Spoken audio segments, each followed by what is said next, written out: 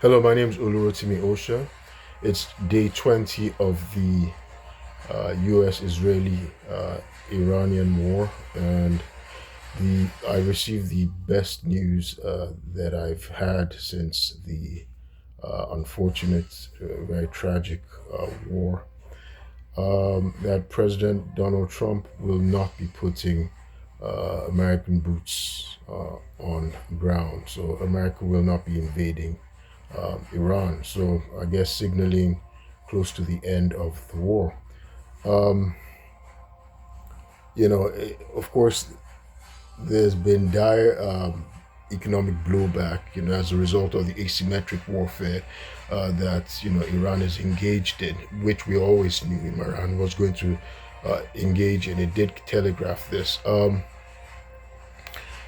Today, the Dow Jones, ended at roughly 46,021 points. So again, since the February 10, 2026 high prior to the invasion of, the strike of on Iran, uh, which was at 50,512 points. So that's roughly, uh, a plummeting, a decline of the stock market by about 8.9%. So we're saying, roughly 9%, so going towards 10%. So the stock market has been going down, declining since the invasion.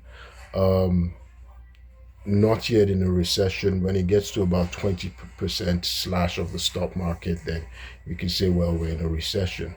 Of course, oil has been over $100. In fact, it was approaching $120 today. That was the high in intra trading. Ended, still over $100 though. So ended over roughly about $102. So per barrel. So there's been an economic blowback, very global. Um, so, what does that mean if America pulls out? I think America should exit quickly because it's a quagmire. It'll be a war we can't win. We have a stronger military power, but what's in it for us, right?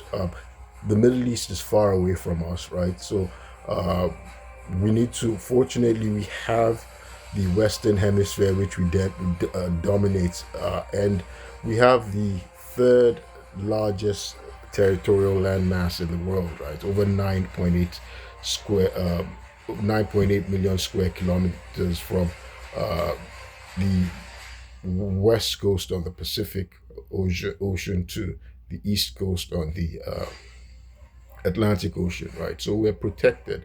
We're very rich. We're very fertile land, right? Very fertile land. We had the California gold rush of 1849, in which we discovered we have the most gold reserves in the world, right?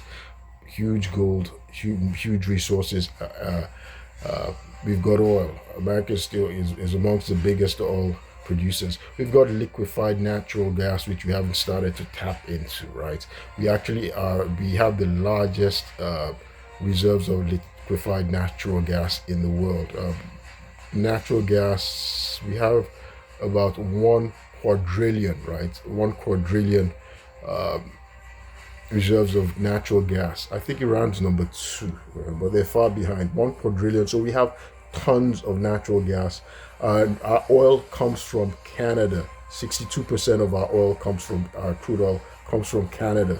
So in the Strait of Hormuz, we only buy our oil that comes from the Strait of Hormuz. Is less than 5%, right? A trickle, less than 5%. It can have an an impact, but we're not as heavily impacted as other nations like Asia, right? That get the bulk of their oil, over 80%, from the Gulf area, from the Persian Gulf, and so I like to watch these British pundits. So I saw them. I watched them today. That's Rory Stewart and Alistair Campbell, and they had an Iranian scholar, talking, and everybody, of course, was in agreement that the strike, the war was a bad idea, right? You know, it was unplanned, but they're like, well, because the price of oil has gone up and all that stuff. The economy is plummeting, and Iran basically has blockaded his, has blocked everyone from the Strait of Hormuz and basically holding the world to ransom. They think, well, America shouldn't just withdraw now. They have to do something about it. They have an obligation to fix it because we can't leave the impression that that Iran could just hold the world hostage, economically, in terms of the way they control the flow of oil. And I was just thinking, no, nothing could be so so impractical. No, America should exit immediately. I hope we leave immediately. The notion that, well, any nation is just realizing that Iran always had the ability uh, to control that choke point and hold the choke point of Strait of Hormuz and hold the world hostage, right? Economically, and because it's targeting the Persian Gulf, it's acting in self-defense, So what are we gonna do? I mean, we were the aggressors, and they're acting in self-defense. That's their region. Fortunately, that's not the region we're located in, right? It doesn't affect us. Um, and it's not the first time that Iran has held the world hostage through oil. Many people keep uh, underestimating that, ignoring, or at least ignoring the fact that what the Iranians have been trying to say at least the Iranian Revolutionary Guard, the Iranian Republic, is that they're not going to be puppets of the West. They're not going to be puppets of America. They're not going to be puppets of of European powers, like the like the GCC nations are, right? So they're not going to be puppets because of oil or their resources, and this has been their history. Has been their history, and even the notion of regime change. The what it's not the fact, the form of government or the system of government that America or the Western powers really care about. It's a fact that they've refused to be puppets, right? They've refused to be puppets to the West or any other foreign powers, right? Again, there's a de facto theocratic state in Saudi Arabia and all the other places in Saudi Arabia, and they're just as repressive as well, right? But no, they're wealthier nations because um, they allow themselves to be puppets, right? To be marionettes to Western powers. And Iran has said no, they're not going to be marionettes. That's why they're in the situation that they're in, right? That's why they've been economically impoverished, right? But regardless, they've survived. They've been able to build, to innovate, to adapt, and build a technological capability that's translated to some kind of effective military force. Their deployment of the drones and the missiles that have been able to challenge to the strongest military withstand the strongest military in the world, and the strongest,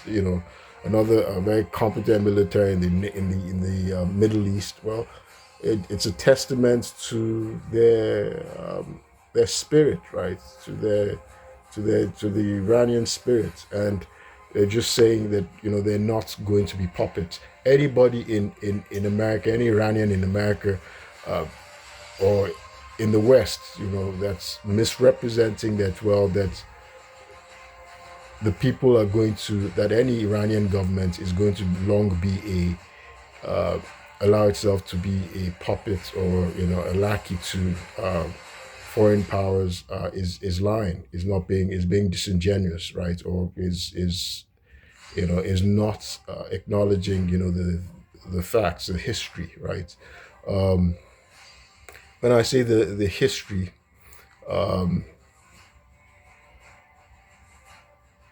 people often point out to often point out the case of the Prime Minister Mohammed Mossadegh, right, who tried to nationalize the oil and the resources of Iran, and then he was, there was a coup orchestrated by the West, the CIA and the MI6 to kick him out, and uh, reinforce the Pahlavi, right, uh, the Pahlavi dynasty, and make them more, like puppets, right, more malleable, pliant puppets. However, we forget that 20 years after that, after the removal in 1973, the Shah of Iran, Mohammad Reza Pahlavi, who was supposed to be a puppet of the West, he also showed his nationalist leanings and his independence. We tried to assert Iranian independence by nationalizing the Iranian oil as well, right? With the creation of, was it the National Iranian Oil Company or something, National Oil Company of Iran or something. He also nationalized the oil in 1973, right? And it forced the Western powers that had been controlling the oil of Iran to become customers of Iran, and Iran now manage their own oil. So it's not the first time. They've done it before. Any puppet that they get will not stay a puppet for long, right? And so it's, again, that's back to, I talked about, Sisyphus, right? The curse of Sisyphus, where you just keep repeating the same thing, expending so much labor, not to have a lasting benefit, right? So, and it's very important that America, anybody who's dealing with Iran, should understand the zeitgeist of the people, the psychology, that assertion, uh, that strong desire to be independent, to assert their independence. By the way, just think about it, right? Iran, Iran, Iran means land of the Aryans, right? What does Aryan mean? Aryan means noble, right? It means noble. So if a people identify as being noble, they're saying, well, then if you're noble, then your independence, your autonomy is respected and it can't be infringed on. It can't be, there's no compromise to that. Now, people fleeing to the West and saying, well, America can reinstall some kind of puppet. Even Pahlavi himself, the Shah who was kicked out, it was because of his repressions and his disrespect for the more Islamic rural areas, in his zeal to try and force westernization, rapid westernization, right? And